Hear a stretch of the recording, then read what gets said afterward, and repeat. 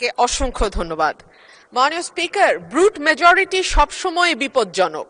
অতীতেও আমরা সংসদে যখন ব্রুট মেজরিটি দেখেছি সেটা পরিণতি খুব ভালো হয়নি। মাননীয় স্পিকার, সে কারণে আমি বিনীতভাবে বলি, আমাদের সম্পূরক প্রশ্নের বিধিনিষেধ যদি এত কড়াকড়ি ভাবে করেন তাহলে আমরা কি করে মন্ত্রী পরিষদকে জবাবদিহিতার আওতায় আনবো? মাননীয় সদস্য, এটা এই অবস্থান থেকে করা হয়নি। We are abide by the rules and regulations of the parliamentary procedure, and I am hereby to declare that I cannot go beyond the procedure. I understand মাননীয় স্পিকার, কিন্তু তারপরেও একটু যদি উদার হই তাহলে বোধহয় ভালো হয়। আমাদের মাননীয় স্বরাষ্ট্রমন্ত্রী, উনি অত্যন্ত দক্ষ যোগ্য ব্যক্তি।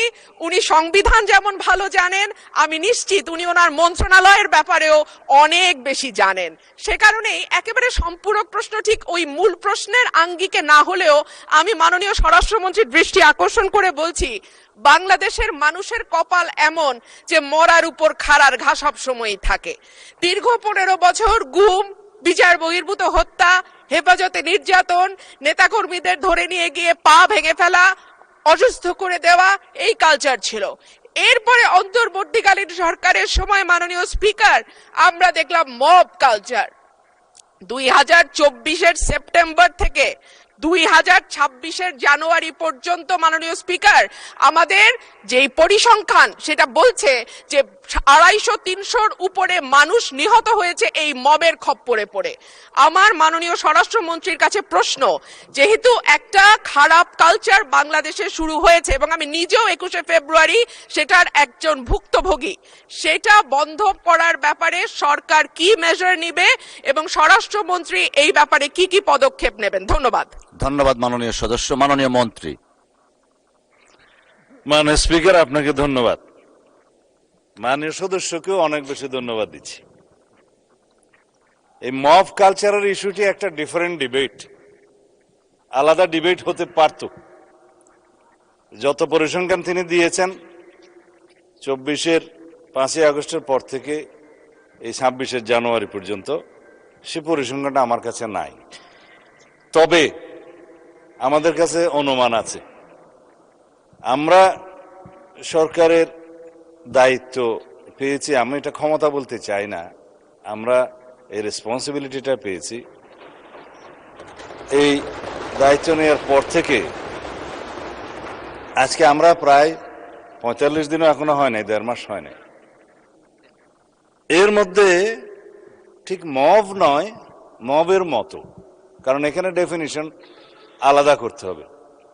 কোনটা গাইবান্ধার পলাশবাড়িতে থানায় গিয়ে হামলা, সেটা কি মব হবে?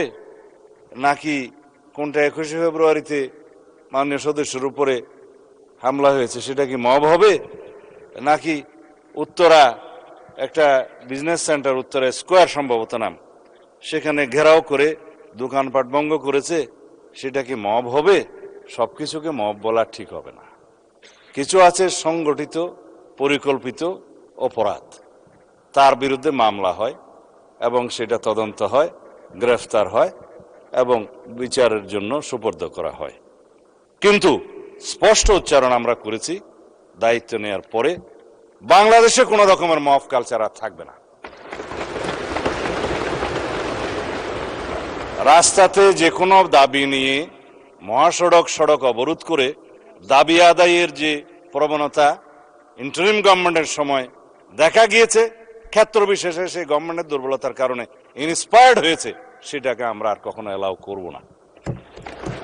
গণতান্ত্রিক প্রক্রিয়া হিসেবে দাবি থাকবে, সেই দাবির জন্য সংশ্লিষ্ট কর্তৃপক্ষের কাছে, মন্ত্রণালয়ের কাছে, ডিপার্টমেন্টের কাছে অবশ্যই দাবিনামা স্মারকলিপি দেয়া যাবে। সেজন্য জনমত সৃষ্টির জন্য সেমিনার, সিম্পোজিয়াম আয়োজন করা যাবে এবং প্রয়োজনে সেটা একটা জনসমাবেশের মাধ্যমে প্রকাশ করা যাবে এবং অ্যাসোসিয়েশন রাইট টু স্পিকস, এগুলো আমরা এনশিওর করব, সেটা করা যাবে। It's Democratic culture. কিন্তু মবের মাধ্যমে যেন আমরা সবাই এই সমস্ত দাবি আদায়ের প্রবণতা থেকে বেরিয়ে আসি। যখন সেটা মব হবে, মবের ডেফিনিশন আলাদা, স্পেসিফিক ক্রাইম হবে, ক্রাইমের ডেফিনিশন আলাদা, কোথাও থানায় গিয়ে আক্রমণ হবে, সেটা আলাদা। আমি এই প্রসঙ্গটা এখানে তুলছি না, কারণ এটা একটা রাজনৈতিক বক্তব্য তখন হয়ে যাবে। কোনোদিন যদি সেই বিষয়ে কেউ নোটিশ দেয় সেটা করব, অথবা আমারও ইচ্ছা আছে 2-1 দিন পরে 300 বিধিতে আমি একটা বিবৃতি দেব। ধন্যবাদ মাননীয় স্পিকার।